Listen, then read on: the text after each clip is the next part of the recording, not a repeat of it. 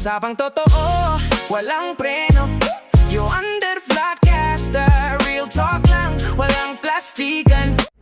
Magandang araw mga ka-Wonder, welcome back sa ating YouTube channel, Wonder Vlogcaster po. Magandang tanghali sa inyo lahat. One day is a long time, ayon kay Senator Kiko Pangilinan. Yang salitang yan may kapakahulugan mga ka-Wonder. No? Dahil alam natin na ini-aim talaga nitong current minority block itong pagbabalik na makuha nila ulit ang majority block, no? Majority position dyan sa Senado. Ngayon sabi, bakit hindi lang daw magkaisa? So may sinabi si Senator Kiko na parang ang hirap sa ganitong sitwasyon. Parang ganun ng pagkakasabi. Na parang, sige, diretsoy natin maka-wonder. Parang may sinasabi siya na ang hirap tumiwala. No? Mahirap. Lalo na, alam nyo na, yung merong mga bagay na nauuwi na nga sa personalan. No, yung alitan nila na Robin dahil lalo sa pagtaas ng boses, yung pagkakasabi ni Senator Ping, no, na yung ultimo kakain sila, malayo sa isa't isa dati, pagkatapos ng taasan ng boses debate, okay na, kamaya na, walang problema. Pero at this point of certain issues dyan sa Senado, mukhang nagkakapersonalan mga ka-Wonder. So bago natin ituloy yan mga ka-Wonder, don't forget to subscribe to our YouTube channel, Wonder Vlogcaster. 100% libre po ang pag-subscribe. Click the subscribe button, lalabas po ang bell icon, piliin nyo pong all. Marami po salamat. So, itong SB11 or yung tinatawag na Solid Block 11 na binubuo ng mga minority, posible daw na maging SB13 ngayon. So, ibig sabihin mga ka-Wonders, tama yung sinasabi ni Senator Kiko na one day is a long time. Well, panoorin muna natin itong napakaikling video rito. Ito po yung ating reference sa ating pag-uusapan ngayon. We have with us Senator Francis Kiko Pangilinan. Senator Pangilinan, good morning to you. Hi, good morning Karen and to all your viewers, sa lahat ng mga nanonood, nakikinig. Magandang umaga. All right. Now, Senator, does the SB11, etong Solid Block 11 na tinatawag po ng grupo ninyo, do you actually have the numbers to stage a Senate coup and change the leadership today? Hindi pa nagre-regroup, pero one day is a long time. So baka SB13 na kami. Hindi. Posibleng today, SB13 na kayo. Or SB19, ha? SB19. Eto, si Senator talaga. Seriously, ito, no? So, ang mayorya kasi, 13 senators. Kayo po ay 11. It's quite close. Yes. So, do you have the numbers for a Senate change today? Ang sagot ko dyan, abangan. Abangan. Every day, there are many meetings, so we will see. Ang sa atin, of course, kasi may mga nagsasabing, ba't di na lang kayo magtulungan? Ang sa atin kasi, ang hirap magtulungan pagka ganito ang sitwasyon sa Senado, na wala, sabi nga ni Senator Ping Lacson, and I agree with Ping, our credibility has sunk to the lowest level since I became senator in 2001. Nagkabariran sa Senado, lawlessness, nagkahabulan. Isang wanted ng ICC, pinoprotektahan, or that's the perception. It's really terrible. No? And kaming nalabing isa, we feel na we have to do something about it as best if we can. No? And find a solution wherein the leadership will be, a leader. The leadership will have the support of the public. The leadership can be trusted, mapagkakatiwalaan, and that's why we are where we are. So yun mga ka-Wonder, no? Hanggang doon lang muna tayo. Hanggang doon na lang. Masyadong mahaba eh. So sabi niya, no? The leadership cannot be trusted. Ang sakit nun mga ka-Wonder. We're not accusing, but based also dun sa mga comments ng ating mga kababayan, mga netizens, mga pro-Marcos, yung mga pink, dilaw, at kung saan sangay, except for the DDS group, it seems that there was, the start of shenanigans No, we're not accusing, but it looked like, no, dahil dito sa napipintong impeachment ni Sara, biglang nagkaroon ng mabilisang nakakabigla na coup. Na nabigla nga sila. Anong meron? Kumbaga. So, yung tanong na anong meron, dun pa lang, alam mo na kung anong sagot. At from there, no, nasimula sa leadership ni Alan Cayetano, napunta si Bato. Ang sabi nga ng isang abogado, hindi lang yung pagtakas niya titignan, pati yung pagpunta niya, no, na dapat palagutin. Sino nagpapunta? Sabi ni Bato, si Senator Alan Cayetano. Kaya talagang yung panawagan ng tao, mga ka-wonder, first time according kay Senator Kiko, never in his life since he became a senator in 2011 or 1, no? Never it happened. Itong sinasabing na may senador na tatakbo, no? Never also itong mga sinasabing nagkaputukan dyan sa Senado, no? At nagkaroon pa raw ng live streaming sila sa kanilang Facebook at na medyo nagkadramahan pa na sinasabing hindi nangamustahan, pero it seemed na meron palang mga messages na kinamusta sila, no? Kaya parang ang point niya. Tapos they are it looked like itong parang nagiging cuddler, no? O kinupkup nila yung isang fugitive from justice dun sa ICC, no? At itong dumating daw dyan si John Vic at kinwestiyon nga ni Sentry na hindi man lang daw nag-detail ng magbabantay, mag-aantabay if ever na lumabas na o hindi bigyan yung TRO para abangan tong si Bato na paglabas niya ay harangin at bantayan, no? Kasi under protective siya Senate sa loob.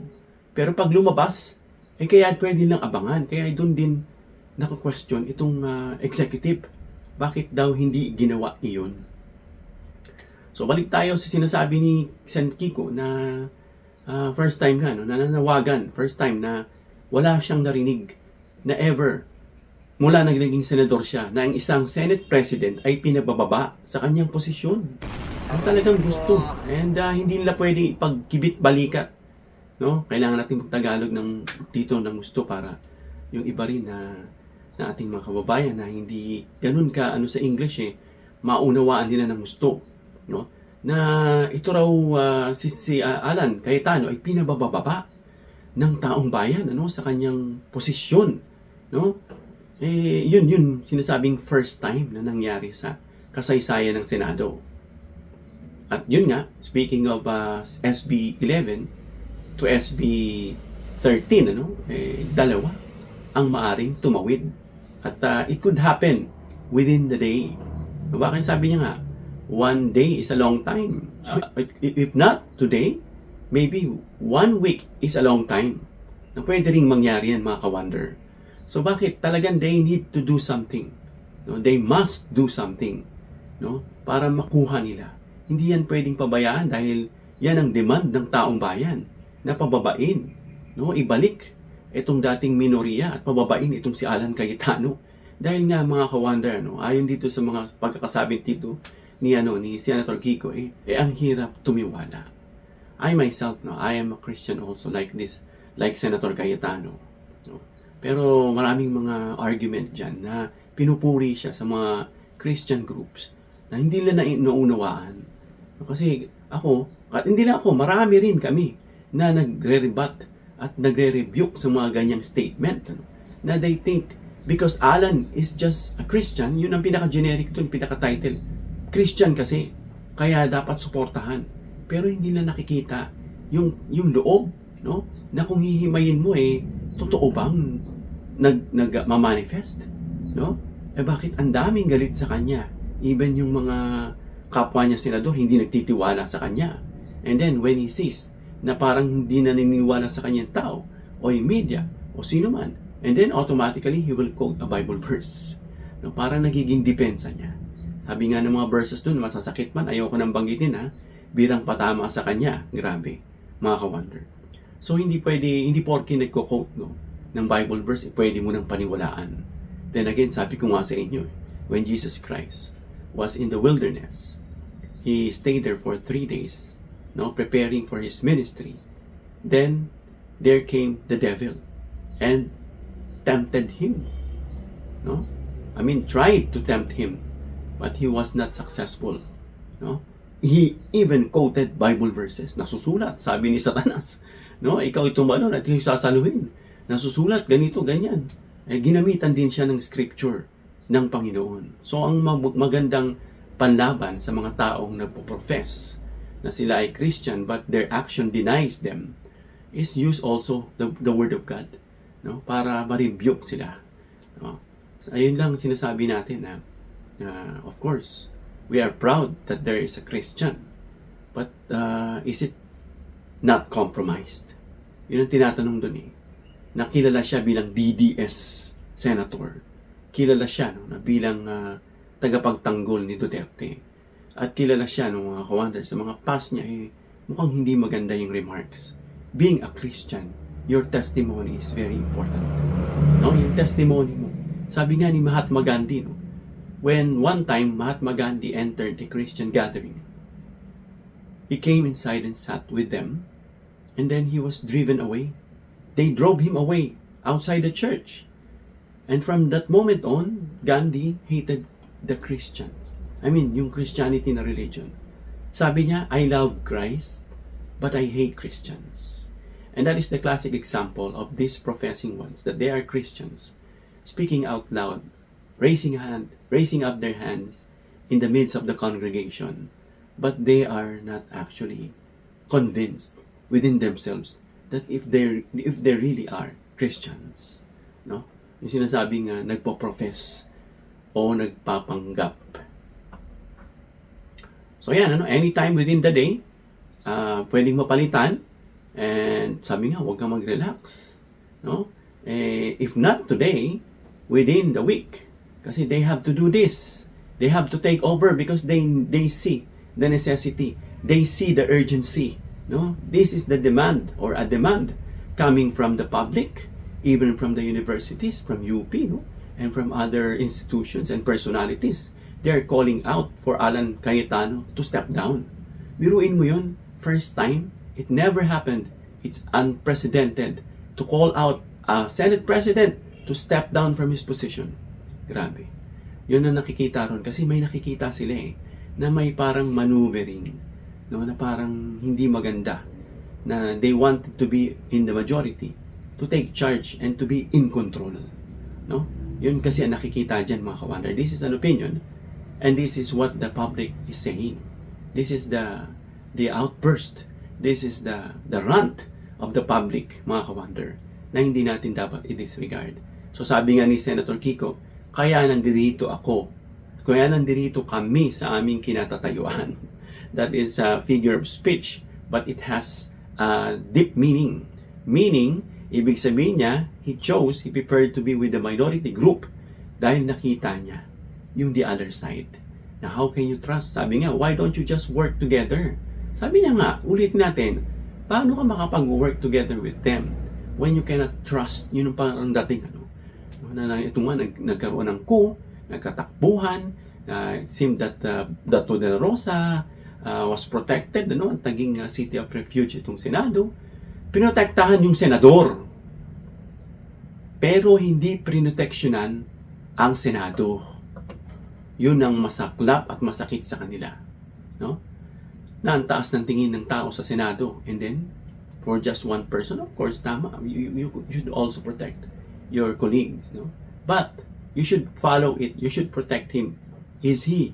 Are we going to protect him? Is it by the Constitution, according to the Constitution? Ang pagkakaalam fugitive siya sabi nga ng DOJ na siya nga ay pwede nang arestuhin. No? Pwede na siyang arestuhin at meron ng manhunt para sa kanya. No? Yun ang sinasabi roon na parang naging kanlungan ang Senado ng isang fugitive from justice. They protected a senator but they missed protecting the Senate. Yun ang masama doon. So within the day, it could happen anytime within the day, or if not this day, within the week. No? If not this day, within a week. This week, baka maging SB 13. Ang sabi mo baka maging SB 19. Pero I know Senator Kiko was only joking, but it could happen. Ilan bang senator? 24. Pero malabo nga yan sa pusit dahil may nabanggit dyan si Sentry na 5 dyan. Kahit pagbalik-baliktarin mo, malakas man ang ebidensya, and they will still acquit Sara kahit na malakas man ang ebidensya. Hanggang dito lang tayo mga ka-wonder. Comment down below your opinion para mabasa at mareaksyonan. Please give me a thumbs up if you like this video para ma-share ni YouTube sa iba pang viewers. Please share this video para malaman nila ng SB11, solid block 11 ay maaari maging solid block or SB13 within the day. Please subscribe, hit the notification bell icon and choose all bilang suporta sa aming mga content creators. Hanggang sa muli mga ka-wonder. God bless.